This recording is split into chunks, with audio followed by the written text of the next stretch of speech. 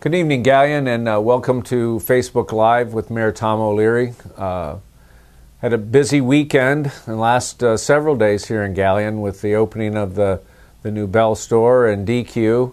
I tried to go there a couple of times, and they were stacked up in the drive-through and lined up on the restaurant. So that's a typical Galion welcome to a new food service operation, and I think here at City Hall we wish them well, and particularly want to recognize David Chandler, longtime school administrator who owned the property and was able to negotiate with the investors that put that state-of-the-art, very nice and modern store, which I think will be an asset to Galion on Portland Way North. The other great event over the weekend was Pickle Run, now in its fourth year, and the amount of local activity that's generated by that, the preponderance of vendors are either Galion vendors or area vendors, and I think each year it continues to improve. And my only disappointment was that I was at a birthday party and couldn't be at the parade, but we had a great time at the Splash Park, and I want to recommend that as an ideal place to have a small children's birthday party. We had a great time, and so I really had a chance to be throughout the community and see people at East Park, at Heisey Park, out on Portland Way, really enjoying how things are moving forward and the kinds of fun and enjoyable family activities that are going on in Galion this summer. The huge crowd that was down at the park for the Graders game when we had kind of a rough night should have been there the next night when we won, but that's baseball, and it's really great to have that type of focal point as part of Pickle Run with the old-timey muffins games in the afternoon, and then a whole night of baseball on Galion's high school field. The multi-purpose use of that field that some folks in the community questioned when improvements were made down there just proves itself over and over to be something that generates not only activity on that field and in the park, but I was talking with somebody from Ontario who had been there when Ontario and Clear Fork played each other in a big tournament game a few weeks ago in the district tournament that had to be rescheduled there. And there were well over 1,000 people there. And this was a dad who was saying, boy, that was really neat, and that he and his family will remember that for a long time in the future. So those people who got to Heisey Park, I'm sure they shared many of the same feelings that I have. There's a talent in Galion. We'll get to some more serious stuff here in a second, I have a feeling. But there's a talent in Galion that's really phenomenal, and you really need to see him, and that's the young Porter guitarist. He is, as they say, really shreds it, and you can say that you knew him when he becomes a big star later on, but he was really outstanding, and it's great to see that we're a local talent. There's often focus on athletics in the community, but some of the performing arts that young people in this town are accomplishing really it's something to behold, quite honestly. So if you get a chance to see him, don't miss it. So anyway, that's kind of a recap of the good news of the weekend and the community activities. Some of the bad news we're working on the final maintenance of traffic, the detour that motorists have as you do paving, and so the block in front of Wendy's between Union and Boston will be paved over the next few days, and we're going to try to do that in a way that impacts businesses right there minimally. But there'll be a few days when between the time they mill off the old asphalt and the new asphalt is put in place. Two other areas I want to mention about paving, and it should start over the next couple of days. Heist Park, all the driving area in Heist Park that is really on, we've patched it, we've done what we could with it, but that will be resurfaced. So we're still working on when and if we can close the park to through traffic, and our goal is to minimize that without handicapping the contractor's efficiency too much. And then the third area that we have an eye on this this year's paving contract is South Street, from Harding Way out to about Wood Street, not all the way to Dawson, but that area, if you drive it, you know it's in pretty rough condition, and when the asphalt's milled off, have some concerns about how to deal with the brick surface underneath. So those three areas, if you hear this tonight or see it, or you see it replayed over the next couple of days, that's about as much of a fair warning as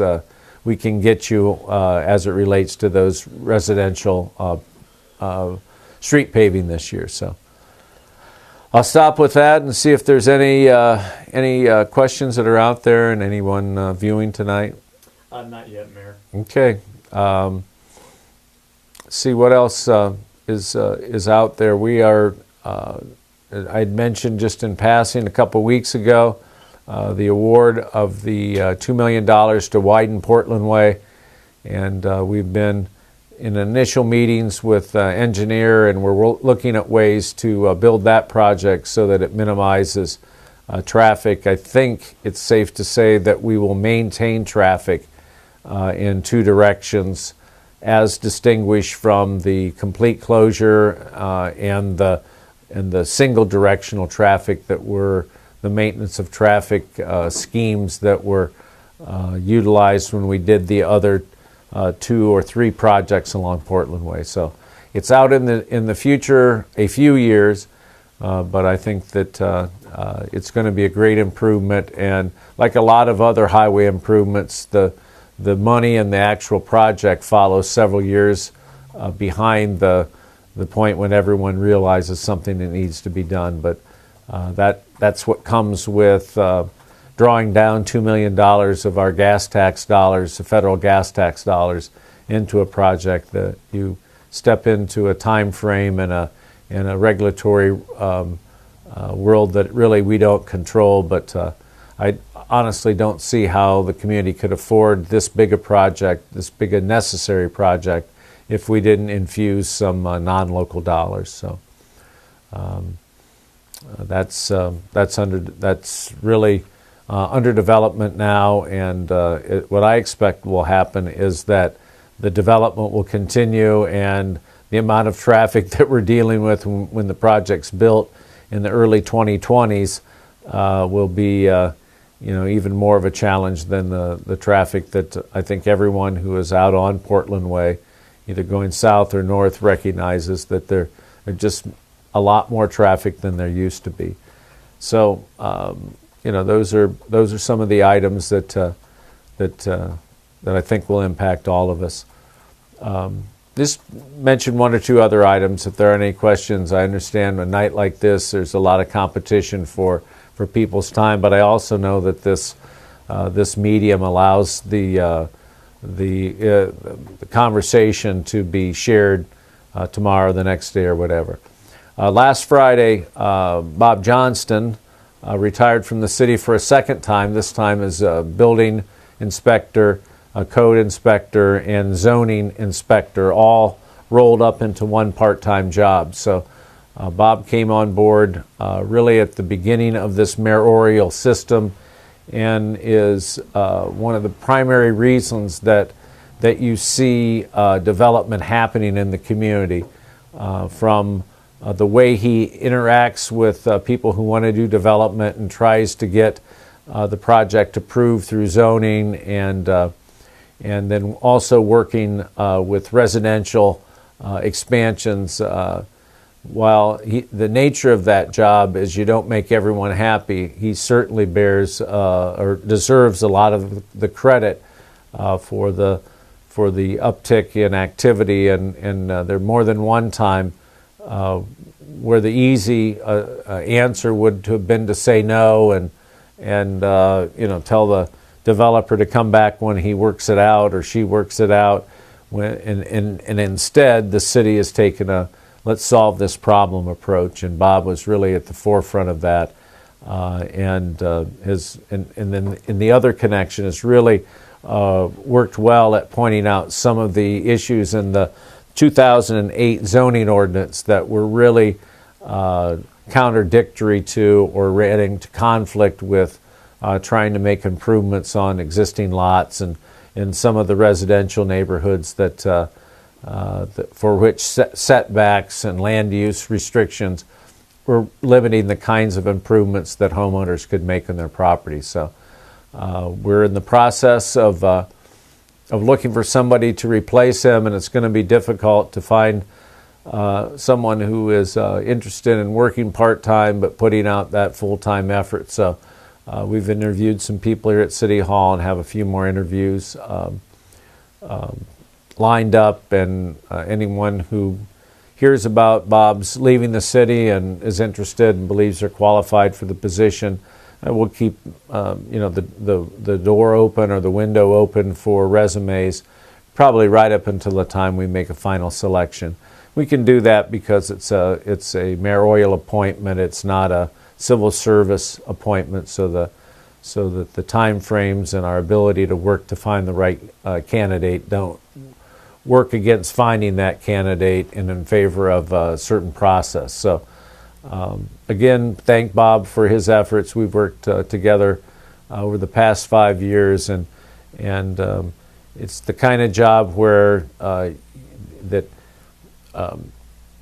if you're either people complain about the fact that you're too tough on enforcement, and then 10 minutes later the phone will ring and somebody will complain because you're too tough.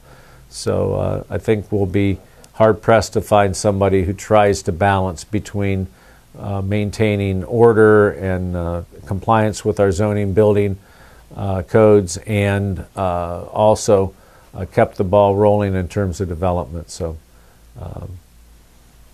I don't want to embarrass the guy, but he really did a lot of positive things for the city in this past 5 years.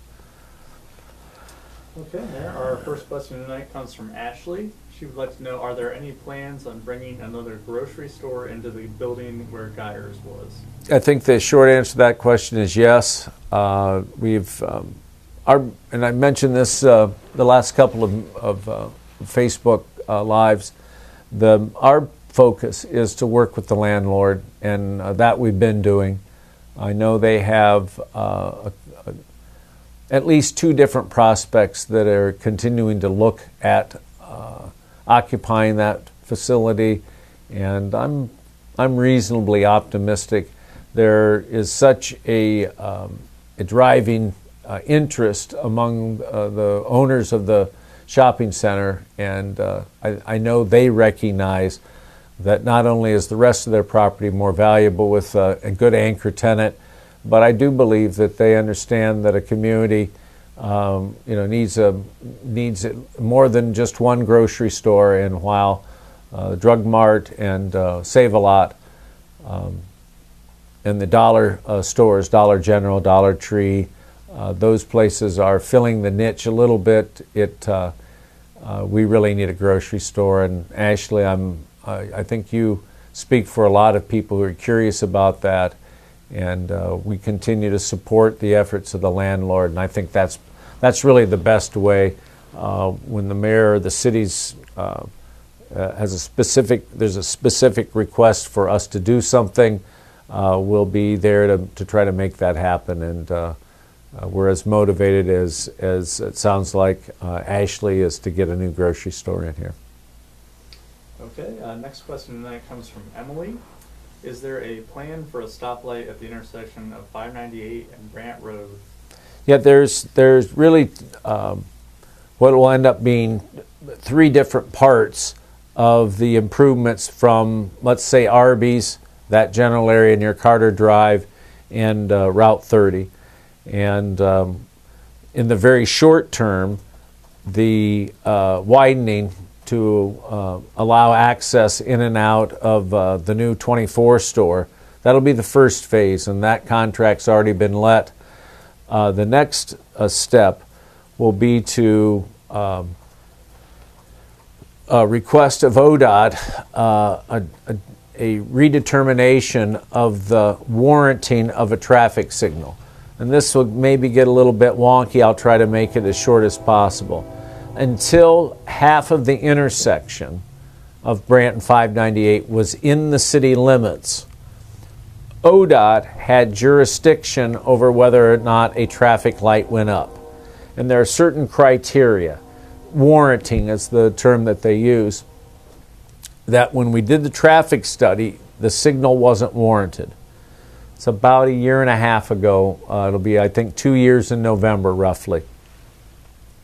What we've done over the last year is to work hard to get half of that intersection in the city, and now will be the time to resubmit new traffic numbers. And because it's in the city, ODOT will apply a different level, a different warranting standard, which we think will allow for the completion of that traffic signal. So that would be step 2. I see that happening between now and the time that the rest of the widening from that intersection back into town to Carter Drive is accomplished in the early 2020s. So there are really 3 steps to making that corridor safer and allow for more fluid movement. The widening this fall, what I would hope to be the traffic signal and probably turn lanes on 598, and then near the beginning of the next decade, well, I know that sounds a while off, it moves pretty quickly in terms of planning that highway improvement. That would be the last step that would allow for a turn lane, a continuous turn lane, a middle lane, if you will, that would allow access in and out of the businesses and the factories along that corridor. So traffic signal, we believe, will meet the warranting criteria. Want to get that done this fall and then move into 19 with making the improvements to get a traffic signal up. Okay, next question comes from Crystal. First, she says, all the new jobs coming to Galion is such a blessing for this community, and she hopes it will continue. Question is, any other businesses coming up on the horizon? Well,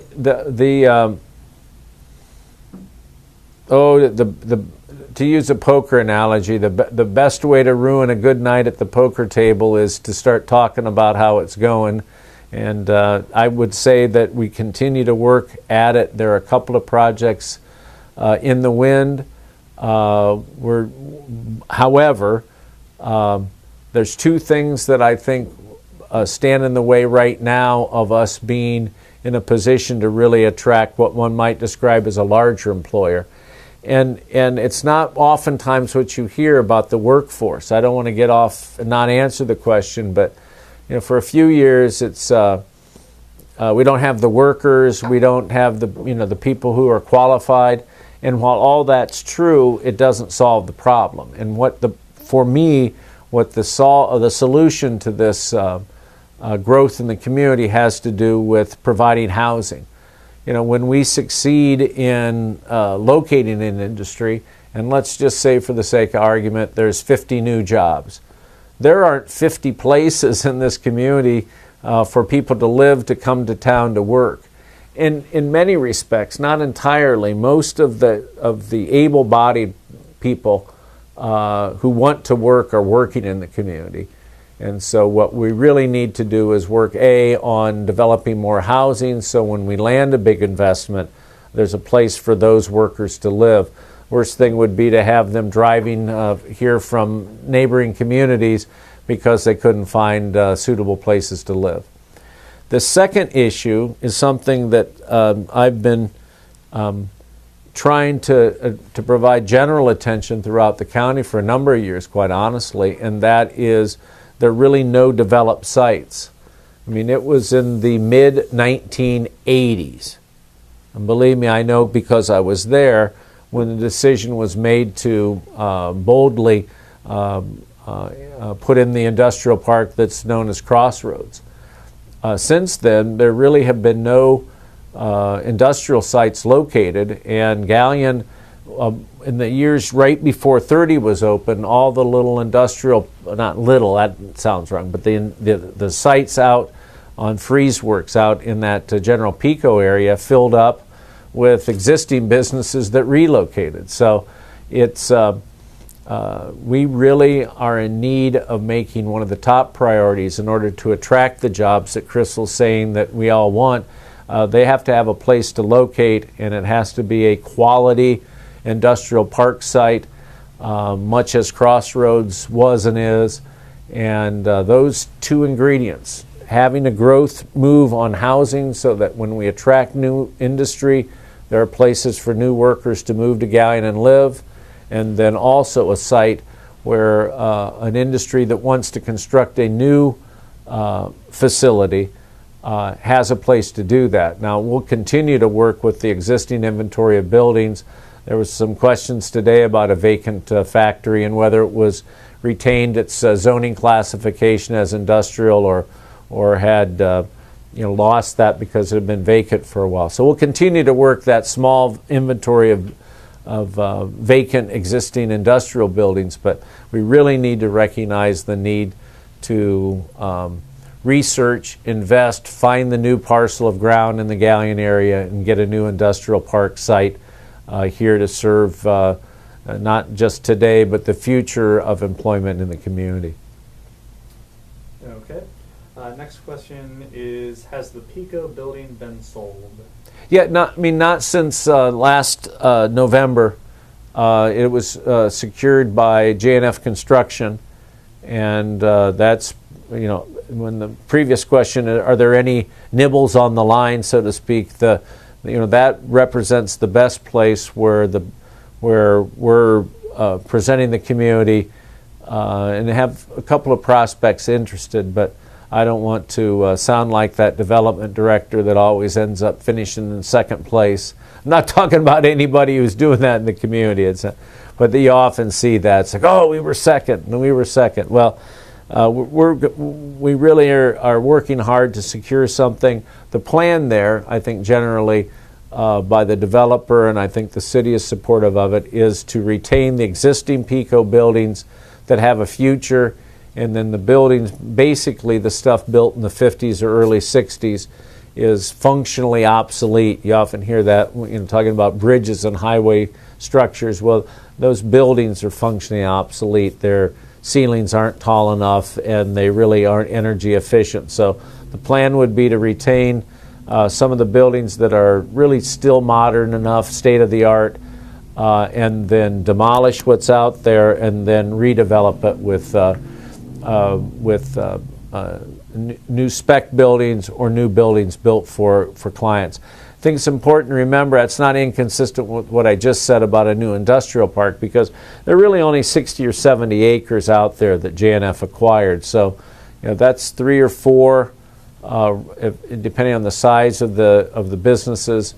And what will happen is, if things go like we expect, you'll see that fill up pretty fast, and then we'll be back to the original proposition, is that we need a new 7,500 acre greenfield industrial park site. So that, I think that will make our efforts towards bringing new industry to town more credible, and will certainly be in a more competitive situation in a very, very competitive area. I think people certainly want new industry, but getting all the ingredients or getting all the factors lined up, whatever expression you want to use, is